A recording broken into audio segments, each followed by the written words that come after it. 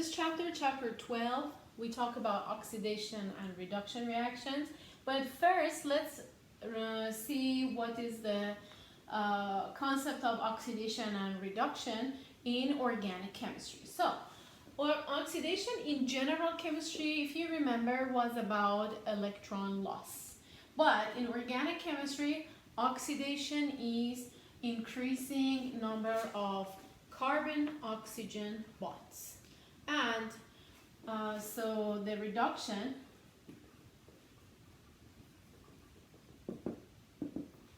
is definitely the opposite, decreasing number of carbon-oxygen bonds. So let's consider different types of organic compounds.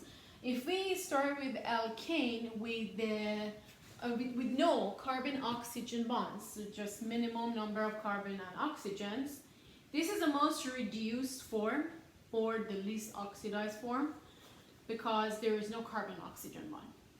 If you oxidize, by the way, we show the oxidation with oxygen in a bracket. The change of alkane to an alcohol, it adds one carbon-oxygen bond, right? So compared to alkane, alcohols are a little bit more oxidized. Then, if you keep oxidizing by an oxidizing agent, which we talk about them later, you will see that we are changing alcohol to an aldehyde or ketone, depending on the type of alcohol. At the end of this chapter, we will talk about the oxidation of alcohols to aldehydes and ketones, so you will see how it works. Then, when you oxidize more, aldehydes will change to carboxylic acids, and at the end, carboxylic acids are going to be oxidized to carbon dioxide. So, carbon dioxide with 4 oxygens. You remember we said double bonds are considered as 2 equal bonds. So it seems like in carbon dioxide, carbon is attached to 4 oxygens. So this is the most oxidized form of carbon. Then just the opposite way, when you go from carbon dioxide to carboxylic acids to aldehydes or ketones to alcohols and to alkanes, you go towards the reduction. So you go from the most oxidized to the most reduced form of carbon. So so far that's the concept of oxidation and reduction in organic chemistry. So keep it in mind, you also deal with alkenes and alkynes with multiple bonds. So sometimes in the reactions, more than one carbon is oxidized or reduced. Like, for example, if you have an alkyne, remember we call them, we imagine these are carbons, so there will be 2 carbons here and some other carbon-hydrogen bonds, which we call them as alkyl groups. So if you have an alkyne and you reduce it, means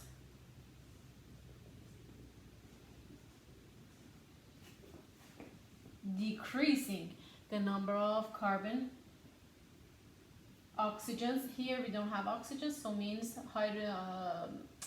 reduction means increasing the carbon-hydrogen bonds. So you remember, by adding hydrogen, you will end up having alkenes. Oops. Alkenes.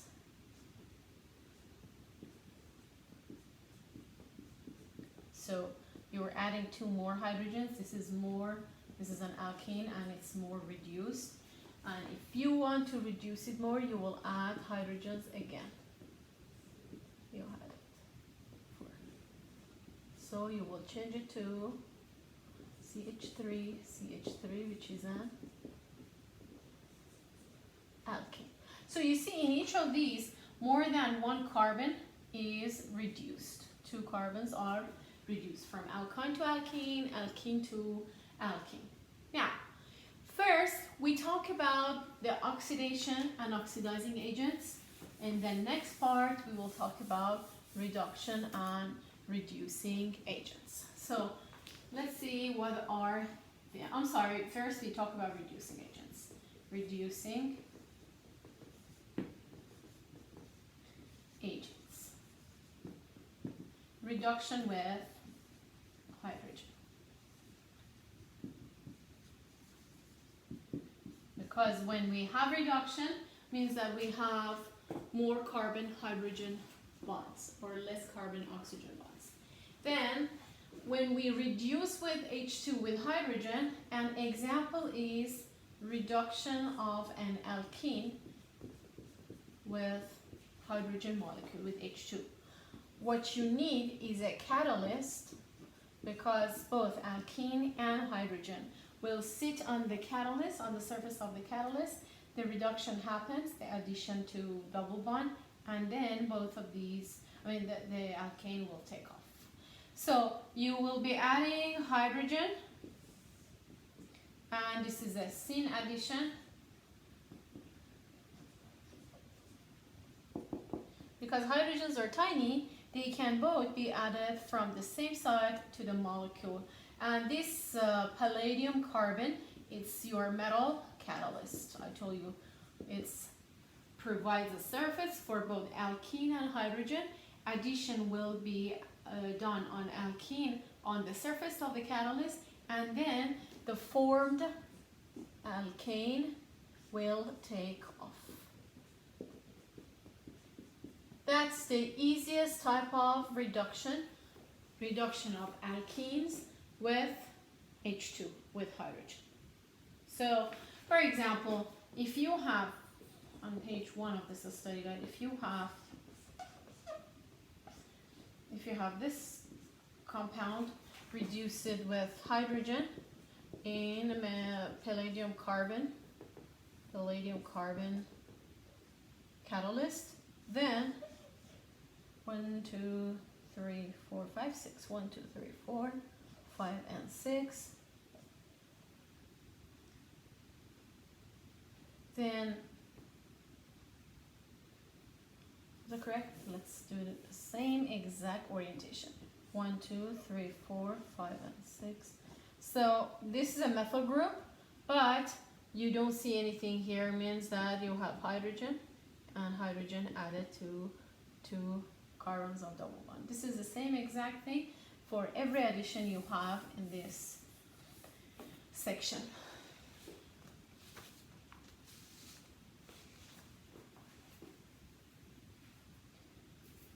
Something you need to know about the reduction of alkenes. I should have added alkenes here, but I'm sure you know what I mean. So if you have, this is cis, right? This is cis-2-butene. This is an example. And you also have trans-2-butene. Cis and trans. Which one did we say is more stable? In alkene chapter, we talked about it. Trans-2-butene is more stable because of the distribution of the charges over the molecule. If you add hydrogen in the presence of palladium carbon, they both will change to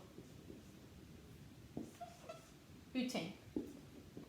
There is no difference between the products of these two reactions. But what is the difference? That's the delta H of these two reactions.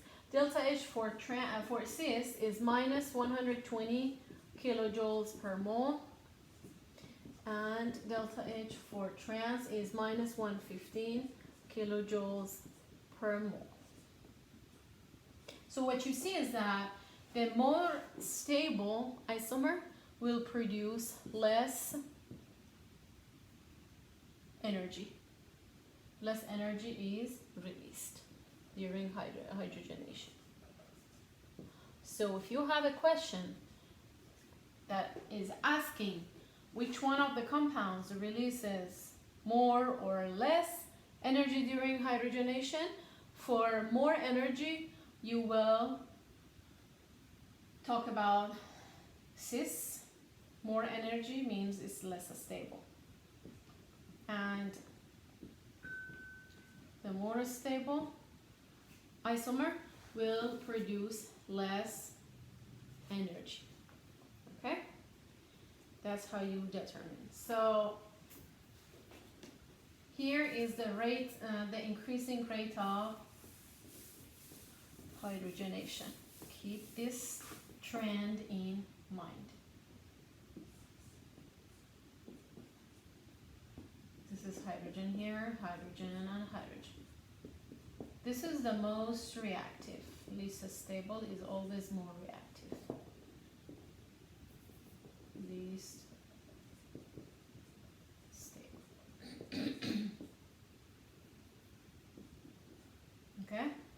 Then going by two substituents, double substituent, these are hydrogens. Then going by three substituents, one double bond, and finally going by the most substituents, which is tetra substituent. So this is increasing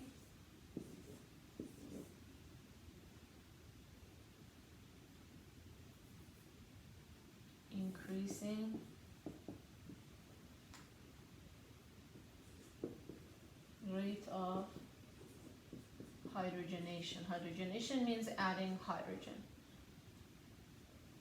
Why the rate increases, the rate of the reaction increases? Because this compound, the monosubstituted alkene, is the least stable, so it wants to react faster to become stable, to change to an alkane. So the more substituents you have, the less tendency to change. Okay? Whenever everything is stable or you're stable, you don't want to change, right? When your life is stable, you don't want to change. The same thing, consider it for these alkenes.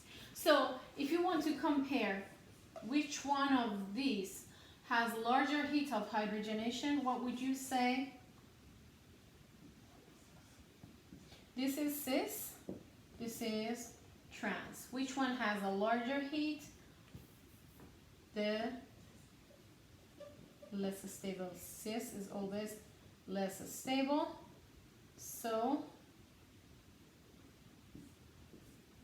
it wants to react more, so the energy that it releases is more. Or if you want to decide between these two, what is the difference between these two? You have a tri-substituted here,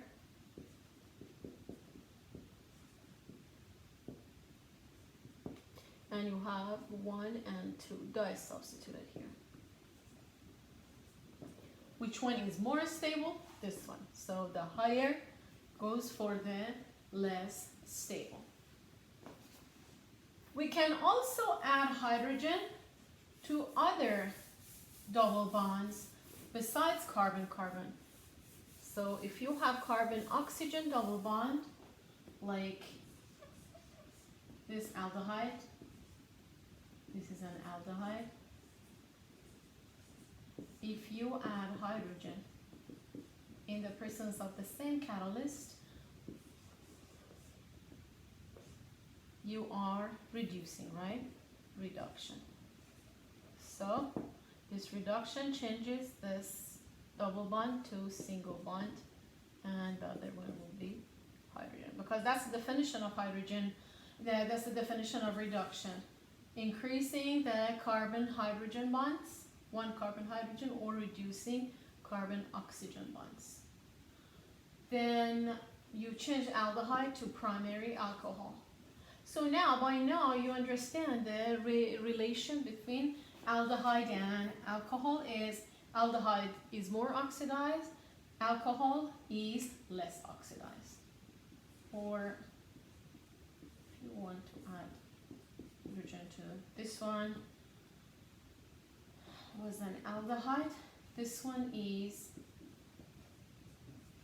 a ketone. Remember the functional groups? The difference between aldehyde and ketone is that in ketone, carbon-oxygen double bond is in the middle of the molecule. I mean, it's surrounded by 2 carbons. But for aldehyde, carbon-oxygen is connected to a hydrogen, and it's always at the end of the molecule.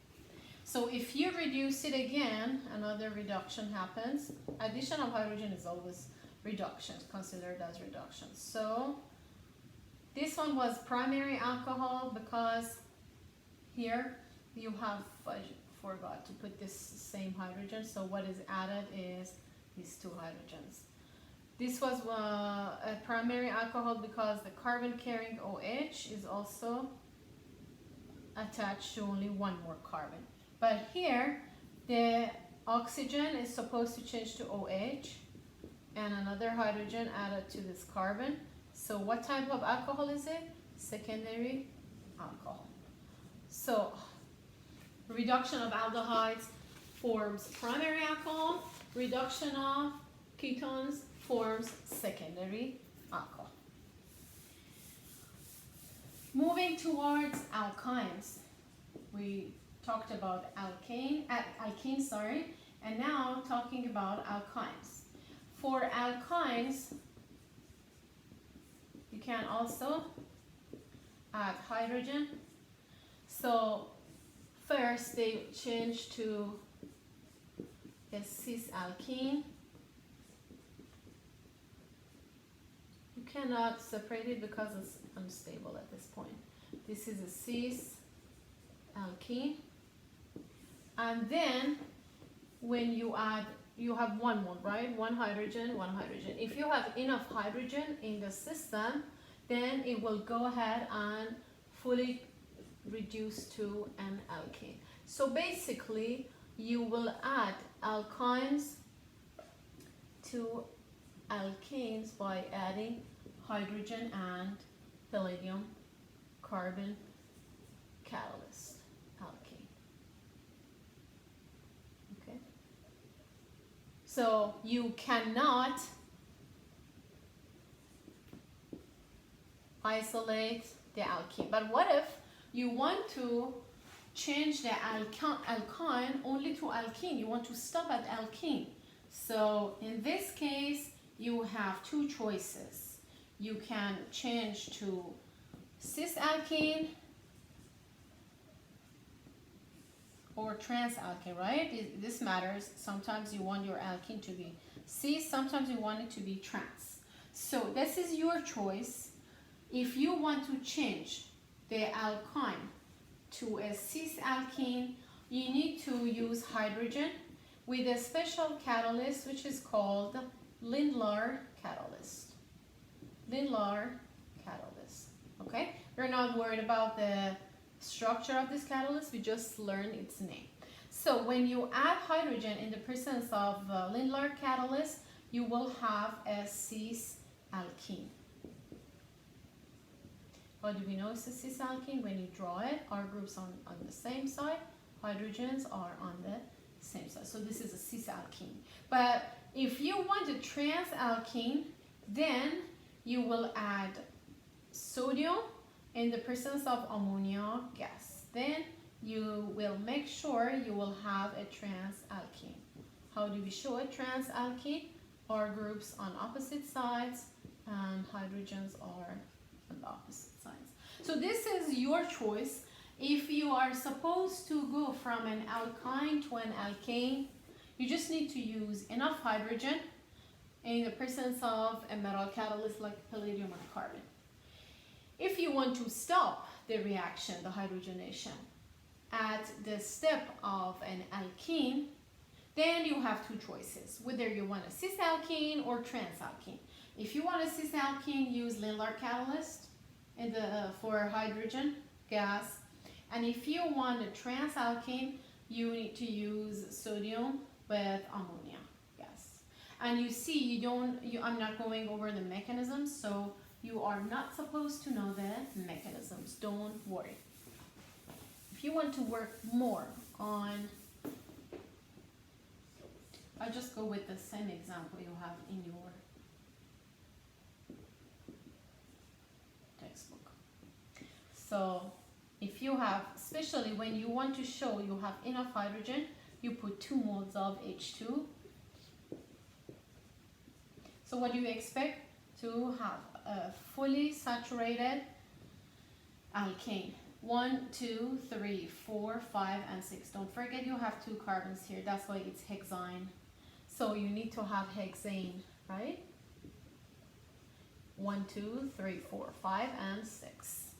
If you want to add H2 in the presence of Lindlar catalyst, means you're showing you need a cis alkene.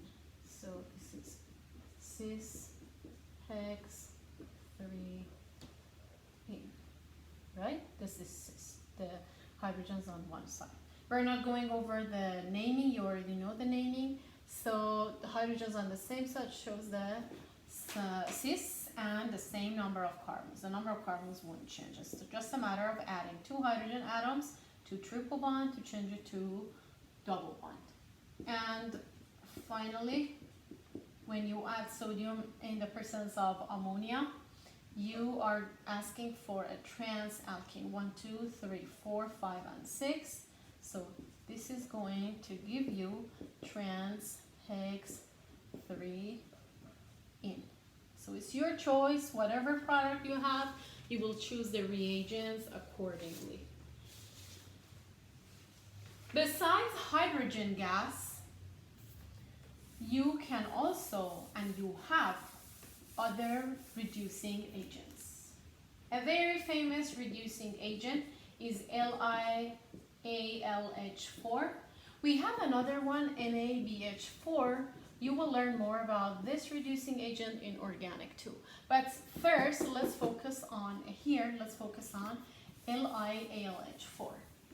So, for the alkyl halides, with alkyl halides. Let's say this is an alkyl halide, right? Alkyl and halogen. Partially negative, I'm sorry, positive, this is partially negative. So you need to use first LiAlH4, your reducing agent, and then in the second step, finish it with H2O. And you already learned, when we put the numbers and different reagents on the arrow, means that we want the very final product after all of these steps. So after adding hydrogen and finishing with water, you are going to have an SN2 reaction, and you will replace halogen in alkyl halide to a hydrogen in an alkane. So add it to your notes. When you want alkane from an alkyl halide, you can use LiAlH4 and then finish the reaction with water. An example is use the reducing agent and then finish with water. What should happen? This chlorine should change to hydrogen. This is the functional group. The rest of the molecule don't matter. So you just change it to hydrogen. That's it. The second type of the reaction is when you use this reducing agent, LiAlH4, with epoxides. You remember we talked about epoxides? They are 3-membered rings and they contain oxygen. So let's say you have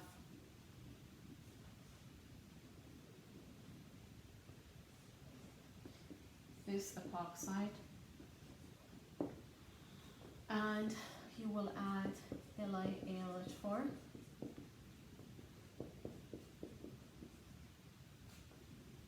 Again, SN2 reaction.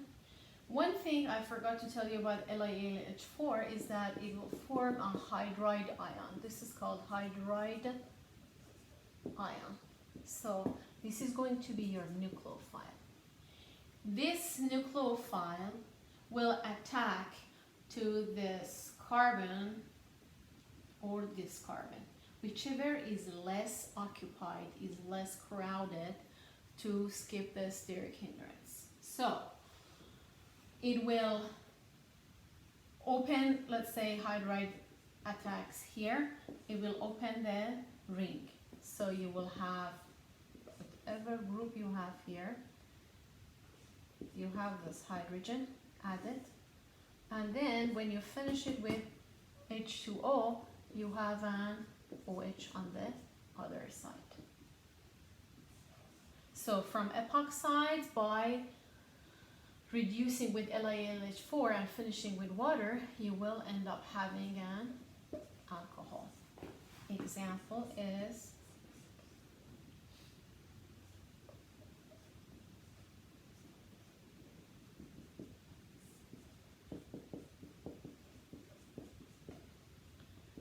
so first determine where hydrogen attacks.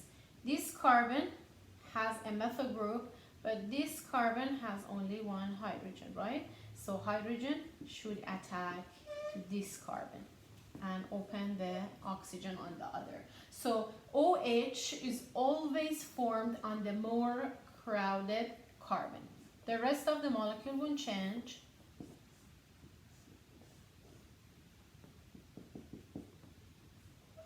And OH will form there, and here you will end up having two hydrogens. Okay? If you want to be more specific, one of them is to the front, one of them is to the back. So that's about the reduction. In the next video, we will talk about oxidation.